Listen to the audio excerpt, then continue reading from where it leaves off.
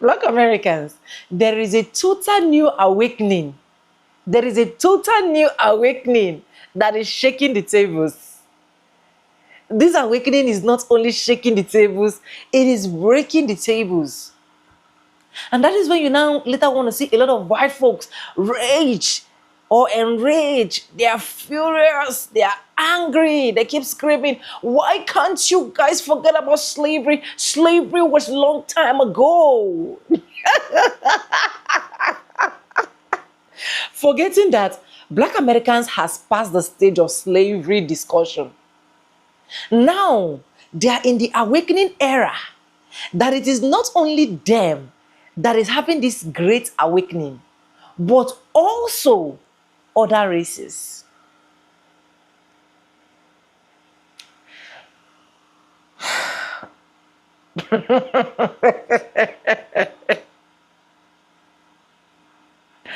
Watch this video. Credits belong to the original creators of every single clips and stitches we have in our today's episode. I want to say a very big thank you to every single one of you, liking, commenting, sharing, dropping super thanks, joining my membership. I do not take you guys for granted. You guys are absolutely the best. And with that being said, let's go watch. I'll be back. This is Babylon, ancient Egypt, Rome, Sodom and Gomorrah, and Nineveh, multiplied by 1,000, all existing in one geographical location. It's a 2,000 by 3,000 square mile hell. That's what America is. America is Satan's headquarters. This is where the evil is rooted at and where it's spread all over the world. So, you know, we gotta come out. We hostages right now. We got to come on out of this thing. As the scripture says, come out of her, my people, that you be not partaker of her sins and her plagues. So as long as we stay among them and we participate and do the evil that they are tempting us to do, we're going to get the judgment that they're going to receive. That's why the minister is who he is. He's God's man raised to try to warn us and say, look, come on out of her, my people. We so messed up, though, that as Pharaoh yesterday with Moses went to Pharaoh and said, Pharaoh, let my people go. We're so messed up that the minister has to come to black people and say, look, my people, let Pharaoh go. He don't even have us no more. We got him. We got a bad Stockholm syndrome or battered woman syndrome. We got plantation psychosis. Stockholm syndrome. Yeah, huh? that's what they called it. Yes, sir. As soon as Black Americans started to get to the truth of our real history, the future for all of these other people has really started to look very dark. The more that we come into the truth of who we are, the more trouble these other nations seems to be in. That goes for North, South, Central America, Africa, Europe. Like, y'all are really breaking down the more we are building ourselves up. And that does not go unnoticed. Because I vividly remember when black people were first starting to really wake up in like this millennia, like, you know, in the 2010s, this new awakening for black people was really finding out who we were. And a lot of it started with us realizing like the real Egyptians were black.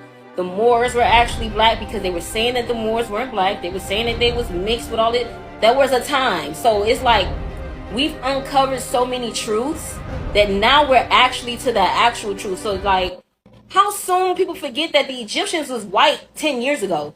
That was a general consensus that the Egyptians were white. So let's not act like, oh, everybody always knew this. We always knew everybody. No, you didn't. Now that fast forward to 2025, last year, when I started to really see the delineation, it's all because we actually found out, oh, so we're actually always been here. We weren't over there in Africa. We weren't doing all of that. That wasn't us. We were actually already here.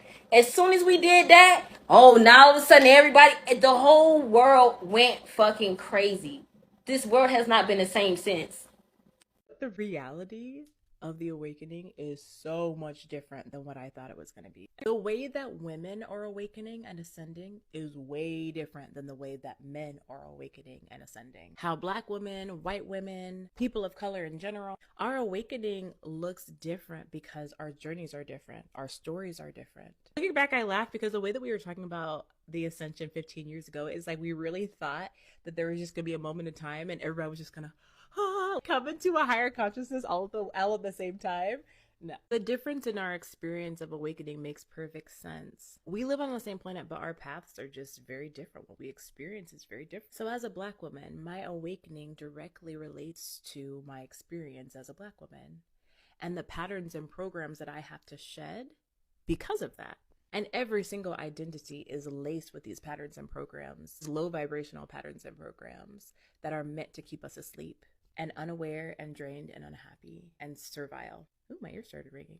And what makes even more sense is that we are entering an era of individuality, the era of the individual. And we're leaving an era of industry, of mass systems, of collective structures. We're going from an era where as an individual, you have to fit into a certain mold and in order to be able to survive, really, into an era where there is no mold and where the individuality in you is your personal mode of currency.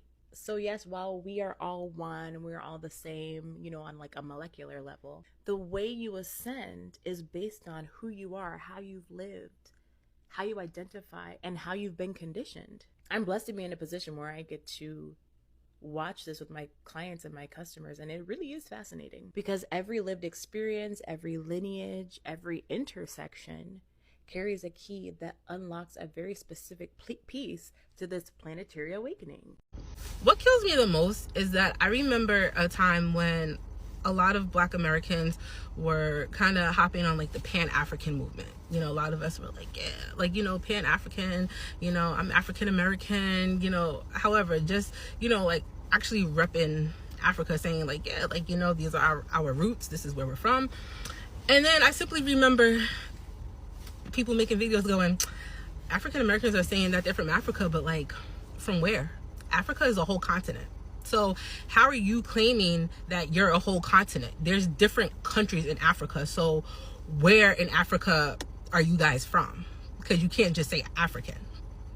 And I remember that messing me up for like a while because I'm like, well, how are we supposed to know? Because there was erasure. So we don't know where from Africa. And I mean, I guess some people like kind of judge it up to like West Africa, Sierra Leone, or Nigeria, however.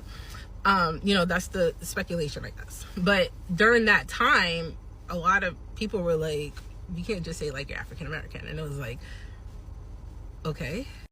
Then we got stigma for calling ourselves Black. Well, Black is a color. That's not like a race or like an ethnic group. So why are you calling yourself Black? Like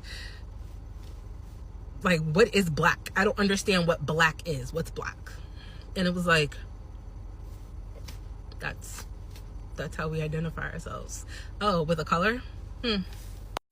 Now the fight is, a lot of us are saying, you know what? I think we actually might be Indigenous. I think there's a good case that, a lot of our families are the Native Americans that were here.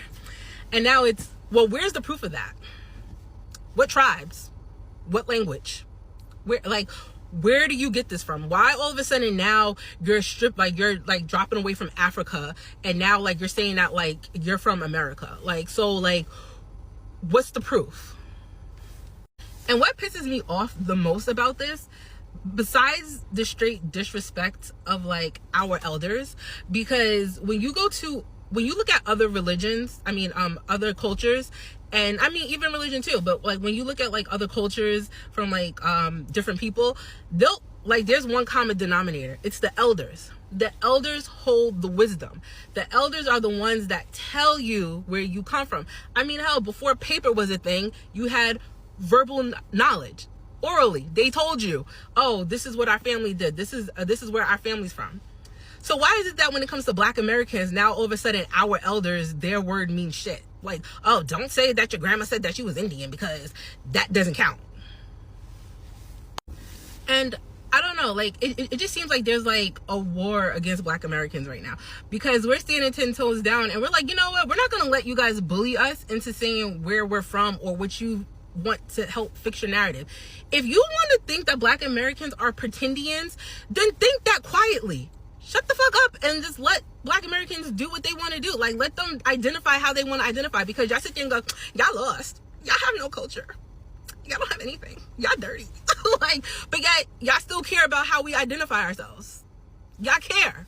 And a lot of us are doing the paper trail. Since y'all want paper, a lot of us are doing paper trail. And I can sit there and I can tell you, my grandmother, my great-grandmother too, they have never said that they were from Africa. They never said that their families were from Africa. They said that they had roots here. And you know, the major common denominator is that a lot of Black Americans, like, have that Southern family. At some point, whether they, you know, migrated to different parts, but a lot of it did start in the South.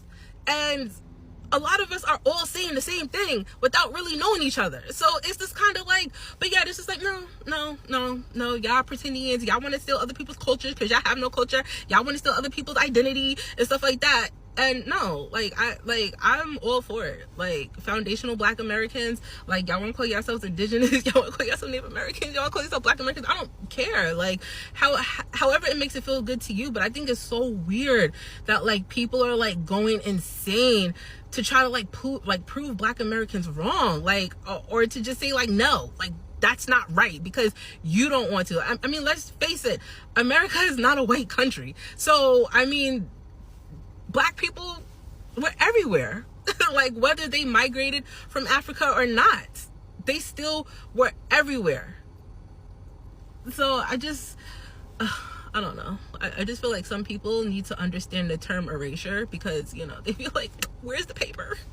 I don't know. They erased it. I mean, that's crazy when you take a group of people and, you know, you strip them of their name, and then, you know, you move them around, you're selling off families in all different areas, and then you sit there and go, you don't have no identity, you have no culture. Again, Mr. President, you are doing a phenomenal job. You know, I'm out in public, you know, wearing my, because a lot of people, they don't understand. See, I'm not wearing this from the worldly perspective. I'm wearing this hat from the spiritual perspective, right? Black Americans are the real Jews from the same tribe as Jesus Christ. So I understand Trump is Pharaoh and the Most High is using him for the will of BLACK right? Now here's the thing, Hispan NICs, where the hell was all of this solidarity and we all need to be one and we're together? Where was all of it? Where were you guys when they were sicking DOGs on us and all of this stuff? And, you know, where were you guys in the 20s, 30s, 40s, 50s, 60s, 70s, 80s, 90s, early 2000s, the 10s? And now we're in the 20s, and now all of a sudden, y'all feel a shift. Y'all feel a shift. And the shift is, the BS is no longer happening to the NIGGAs. It's happening to y'all. So now it's happening to y'all. Now it's like, okay, solidarity, and yeah, we're in this together, and right, oh, we're gonna remember this, and all of this other stuff. All this other stuff, right? Because, you know, like I said in my previous video, the reason why they're not asking Asians, Middle East, Africans, right, even white TPPL, those are y'all people. Like, y'all sided with them. Like, right, y'all not asking them. The reason why they're asking BLACK Americans is because they know we are God's chosen people. Deuteronomy 7:6 above all people. They know the actual power is with us. But guess what? They want to take that power and use it, right, to then turn around and use it for their will, so they can keep us subjected, so they can continue to be here and be above us and take all our jail base, because that's what Esau had them here for. Economics, right? Economics. So we wouldn't have access to all of these businesses, loans, jobs. You know, if none of, I said in my previous video, if none of them were HERE, bro, we would have access, you know, all of it. All of it. They are a BURDAN. This is why when I hear other reprobated BLACK Americans talking about, yeah, I stand in solidarity, well, yeah, you can go with them. You go with them. You can go with Psalms 83, right? Because we understand now that Esau, the umbrella of Esau, is all nations. Esau is not just white TPPL. That's just them. Esau is everybody who followed them. The spirit of Esau. Esau is my BLACK AmeriCAN homegirl from years ago, who, when I tried to tell her she was an Israelite, she looked at me dead in my face and said, Larry, I don't believe that. Nor do I want to believe that. She's Esau. She's the spirit of Esau. Esau is my other friend. When I tried telling her, I'm like, yeah, you know, she did with Jehovah's Witness, you know, you're an Israelite, right? You know, black American. And she looked me dead in my eyes and she said, black people are not not Israel. She's Esau. Yeah, she got the same color as me, but she's Esau. So we understand the whole banner of all of that, right? But no, see, here's the thing.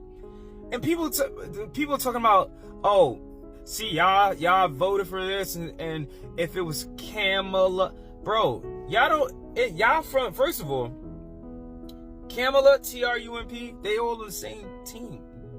Red, blue, same team, bro. Psalms 83, same team. But y'all don't understand that they're not controlling shit no more. The God of Israel is moving because time is up for Psalms 83. You know what Psalms 83 is? Psalms 83 is the entire world, all other nations, all other races against the chosen people, BLACK AmeriCANs. So when I say Psalms 83, in case you didn't know, that's the whole Brother Big Judah brings this out. Brother Moriel, right? Brother Sly, right? Brother Big Levi, right? Go check them out, right? But like, that's what it is. Psalms 83 is the Confederate. They're all Confederate, bro. They're all Confederate. And I'm looking online and I'm seeing like, yo, the Most High has really awakened our people, because we now see, bro. I love to see it, even if they don't all the way got it. When I tell you the Father sent out that Spirit for us to chill the F out, people are questioning. I'm seeing our sisters like, yeah, why they not asking the Asian? What? I just see the Father at work, bro. I see our Mother, the Holy Spirit at work, bro. And it's beautiful. It's beautiful. It's absolutely beautiful. With that, I digress. Black Americans are the real children of Israel, the real Jews from the same tribe as Jesus Christ, or Yahushua, or Yahusha, or Yeshaya, or Yeshua. Same Black American man. Take a pick at this point. All praise to the Most High. We keep getting told who to fear in this country, but the numbers tell a different story. For decades, Black people, immigrants, Muslims have been painted as the face of violence in this country. Politicians and the media have used these communities as scapegoats since forever, reinforcing a false narrative that keeps America afraid of the wrong people. The data actually proves the opposite. Time and time again, mass shootings and acts of domestic terrorism overwhelmingly come from white men. That fact is consistent across studies, but it's one the media is too scared to lead with. Capitalism needs white supremacy to survive. It thrives on division. It thrives on fear and hierarchy. By protecting whiteness and criminalizing everything else, the system keeps its power structure intact. I want everybody to look at this comment right here. I'm going to say it again. I want everybody to look at this comment and read every single word. Shout outs to Daisy. She gets it 100%. That's exactly what it is. This is like playing Monopoly, sitting outside the board, the Monopoly board, watching everybody else pass go and then getting mad about the fact that everybody else is passing go and getting houses and getting hotels, getting everything else. Monopoly is in direct correlation to real life. If you don't know the rules of the game and you're not playing to the rules of the game, you would definitely lose, right? And so the problem with this game is not only are a lot not knowing the rules of the game, we got the people, some of our people aiding and helping other people and putting them in position. Because remember, we the majority in our communities. Let's be clear, we the majority, family. So when people say, oh, you threatened by the immigrant, no, they're not a threat. They fled their country. You know? They're not a threat. But the threat is the soft and sweet. We are the world Black Americans that want to, let's all build and let's all unity, let's all work together with people that don't want to work together. They're going to play the game up until they get success, and then they delineate and say, as an immigrant, immigrants built this country. Then when they reach success, they're going to say, as an insert country American, thank you for this award when things go good, right? So it's the soft and sweet, we are the world black American with no dignity and no self-respect for themselves, the small, minute group of them, that's pushing them up in positions of power, voting them in, doing these things that they don't know they undermining themselves politically and economically, right? Great comment, family, because this is all I talk about on this page. Economic development, right? Shopping at black American-owned businesses, making sure we politically sound, checking the backgrounds of people. We just found out they colonizing soul food. This is crazy. Now we got to start asking people backgrounds on soul food, family. They colonizing every single area. And again, I'm not going to act like a lot of them are intentionally trying to what it is a lot of them coming from war-torn countries, so they are in survival mode. And the problem with people that's in survival mode is like a wild cat backed in the corner. What they're going to do? They're going to attack anything moving. So they are in survival mode, which means even if that means stepping on your neck to get where they got to get, so they don't have to go back to that reality, they're going to step on your neck.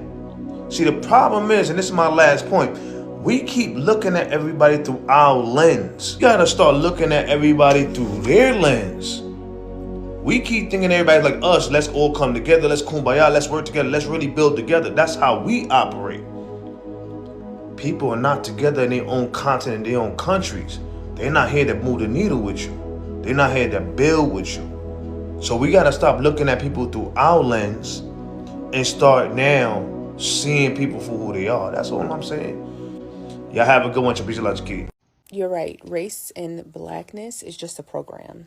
It's not actually real. However, black people are well known throughout creation because we represent the epitome of the human experience about what it is to be human, which is about being the ultimate alchemists. So it's more about the experience is very special, and it means a lot to all of existence, because we model to the cosmos, to other beings, what is possible.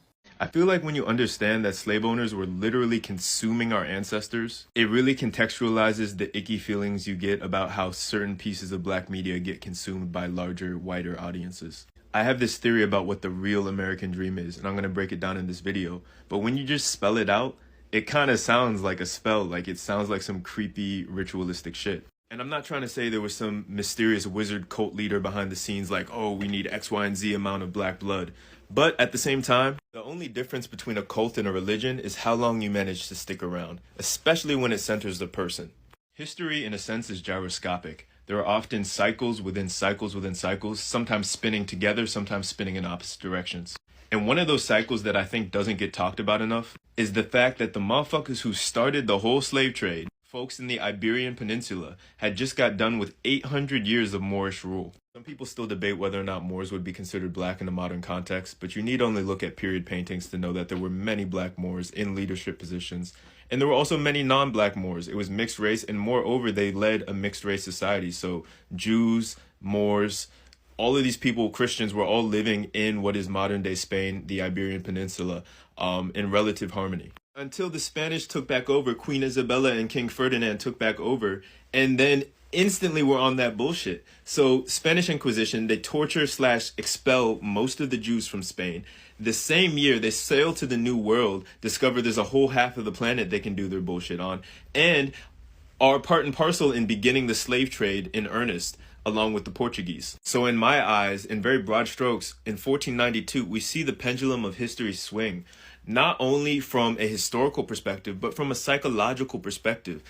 All the bullshit that happened that year, that started that year, to me, came from a place of insecurity. And I think that insecurity, coupled with a continent that had been engulfed in warfare for the entirety of the Middle Ages, set the tone for everything that would follow. And is directly related to the reasons that we saw like a slave rebellion like Nat Turner's rebellion result in Nat Turner being beheaded, flayed, dissected, and then having his skin turned into purses and his bones turned into trophies. Like, what is that? Like, really, what is that? It's creatively sick. I want to say more, but before I lose you, let's weave in the American dream. Culturally, the US has the same issue that its economic system has. It wants unlimited life on a limited resource. We have an expansionist culture in this country. We're supposed to be the pioneers, forging new paths, breaking new ground. For most of the US's history, that expansion was westward. But then we ran out of land to steal. So then it became a colonial project. We got to expand beyond the borders of the continental US. But the world kind of got divided up as much as it could be, and we had what we had.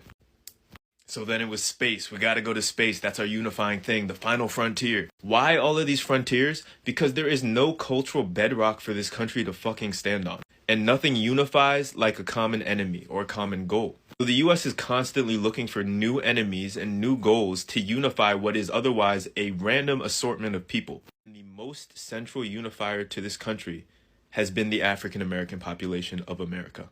Stay with me. Whiteness is not real. It's made up. Blackness is not real. Also made up. And because they are both constructs, the way that they function is largely immaterial and then proliferates in the material world. It's psychological, and the line between psychological and spiritual is very hazy. Put a pin in that. Europe had been at war for like a millennia. No one could fucking get along. Germany itself was probably like, 13 different states. England's at war with France. France is at war with England. The Gaelics are at war with, you know what I mean? It's all of these warring it's tribalism that's what it is, but it doesn't get called that because it's white people. So they needed a unifying force, and nothing unifies like a common enemy. The unifier is this concept of whiteness, juxtaposed against blackness. Blackness is what America pushed itself off of to make it what it is. So you might come to the United States as a German man, but you get baptized into the cult of whiteness, wash yourself of your Germanness, and just become white. And the promise is, if you do that no matter what, no matter how broke you were when you came over here, you will always be better off than the African American population of this country. It's a psychological wage. It's a badge. It's a gold sticker. You see what I'm saying? That's the American dream. The Irish came over here, they weren't white, but they became white through blackness. Italians became white through blackness, which is why so much of the most virulent racism that you saw, especially in the North, was coming from Irish and Italian communities, because they had proximity to blackness and they had to prove themselves. It's like a hazing. They have to push themselves into whiteness off of blackness. But again, pendulums. There's this weird inverse relationship because blackness is portrayed as this bestial thing. So black masculinity and femininity both being associated with the peak of masculinity, but within that there's two different types of sexual vitality that are both lauded as being almost superhuman, right? And we live in a white supremacist male patriarchal society. So the whole center is supposed to be masculinity. So at the same time, the thing that they're pushing against is also the pinnacle of what they're claiming to be. And there's this weird tension. It's almost like a fetish. And psychologically, there's so much to unpack there in terms of like how sexuality and fetish are tied up in the American dream and anti-blackness. But let's skip over that for now. So you get baptized, right? You enter the cult of whiteness and you shed yourself of all your identity, all the thousands of years of culture that made you who you were. And you're just a blank slate. And you see the thing you pushed off against and see that there is still a culture there. And all of a sudden, there's this deep craving. Like the thing that you were pushing against that you claimed to hate in order to get what you always thought you wanted also has all the stuff that you're now missing. And that's why we see over and over again that African American culture specifically, but also black culture generally, gets pushed away and considered gross, ghetto, savage, whatever by white people, until after a while they're like, well, actually, I really want to be a part of this thing. And then they try to take it over. Jazz, rock and roll, techno, hip hop, everything. Whiteness as a concept creates a hungry ghost within you. It's a vacuum. It's a black hole, very ironically. And so, you know, that's what they're saying when they say that, like, whiteness hurts everybody. No one benefits. And moreover, whiteness is a state of mind. It's not a physical thing. Because again, the Irish weren't white, the Italians weren't white, and now even in a modern context, you might see, for instance, in some instances, a West African might come to the US and understand the subtext of don't associate yourself with African Americans. Because that's the American dream. That's the subtext. In an attempt to join whiteness, East Asians attempt to join whiteness. African Americans attempt to join whiteness. Black men attempt to join whiteness. Everyone's trying to join. But the thing is, this cult takes everything from you. And it's only once you join that you realize what you've lost. Or rather, your children realize what you've lost. Whiteness is a cult. Everyone can join. Black people are delicious. I'll explain. Last thing I'll say, it's interesting from a physics perspective that whiteness requires all other colors to exist, but blackness requires no colors. That is to say, if we want to move towards a post-racial world, we all have to move towards blackness mentally as opposed to whiteness. Anyways, welcome back. Let me tell you guys some things that some of you do not know, especially a lot of people that literally do not understand the parts where Black Americans are coming from, okay? Before I get into the tea that I want to drop as usual. When community face struggles, people often come together.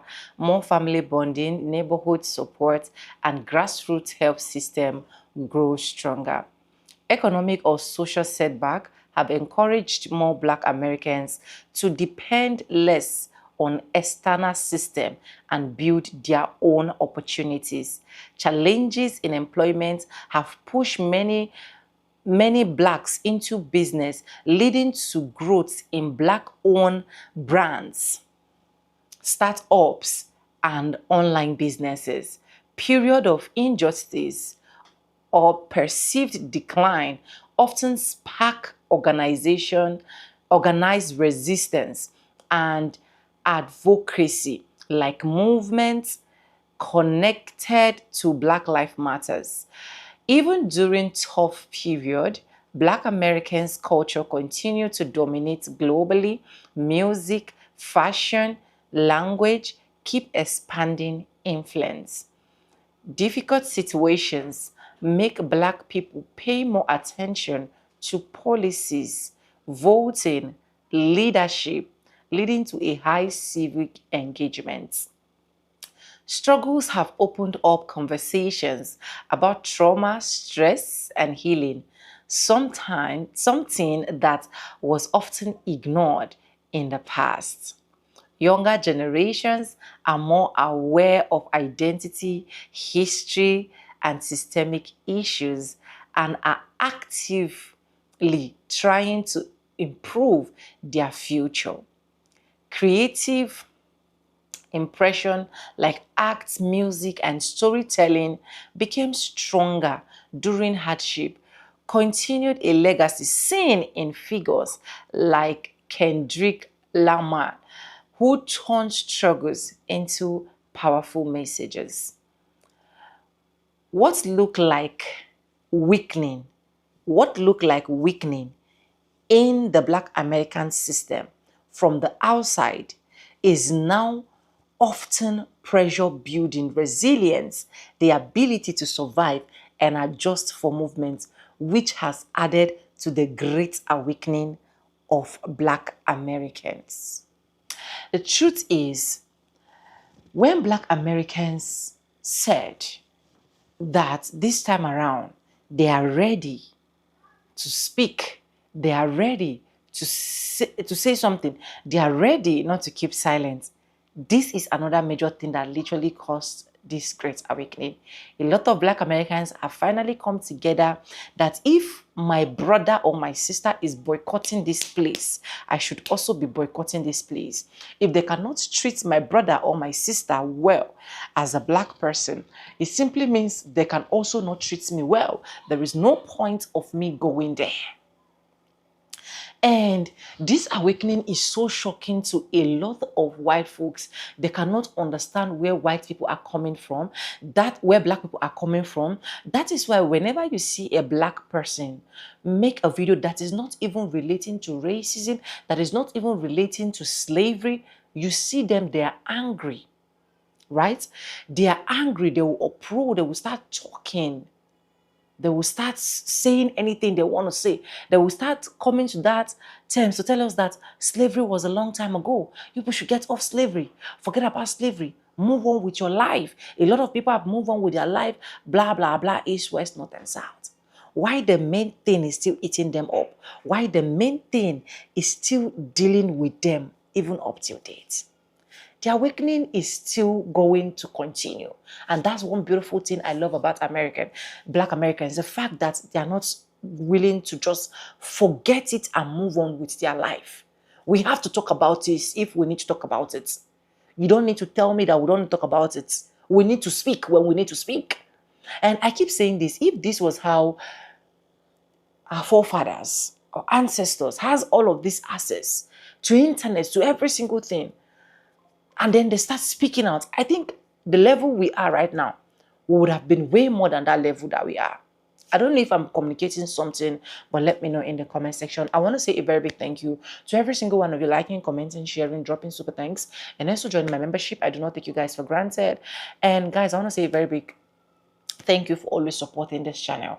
And if you haven't subscribed, please do it. Subscribe, like this video, drop in your comments, and lastly, do not forget to share. For disclaimers, this is just for educational purposes and credits to the original creators of every single clips and stitches we have in our today's episode. Thank you so much for staying stick and work with me to the end of this video. And guess what that being said, with no further ado, I do like I always say in my videos, I'm going to be saying bye, and I'll see you guys in my next one. For now, bye guys. I love you guys. Mwah.